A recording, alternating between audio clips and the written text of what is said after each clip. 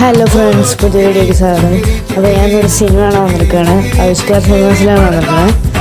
ഏത് സിനിമയും ഞാൻ അങ്ങോട്ട് ഉറപ്പിച്ചിട്ടില്ല. 2 സിനിമ ഉണ്ടായിരുന്നു ഓൺലൈനിൽ ബുക്ക് ചെയ്യുമ്പോൾ. പിന്നെ ഇവിടെ വന്നിട്ട് ബുക്ക് ചെയ്യാൻ വിചാരിച്ചു. പിന്നെ ഈ 2 ചത്താപ്പച്ചിയും പിന്നെ ബേബി ഗേളും ഉണ്ടായിരുന്നു. അപ്പോൾ ഞാൻ പിന്നെ വിചാരിച്ചത് ബേബി ഗേൾ പോകാൻ വിചാരിച്ചു.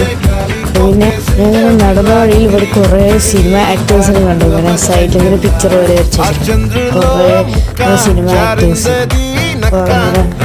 എല്ലാവരും ആവിഷ്കാർ സിനിമ വെച്ചാൽ പിന്നെ അങ്ങനെ അതൊക്കെ കണ്ടിട്ട് അങ്ങനെ ബുക്ക് ചെയ്യാൻ പോയി. പിന്നെ ബേബി ഗേൾ ബുക്ക് ചെയ്തു.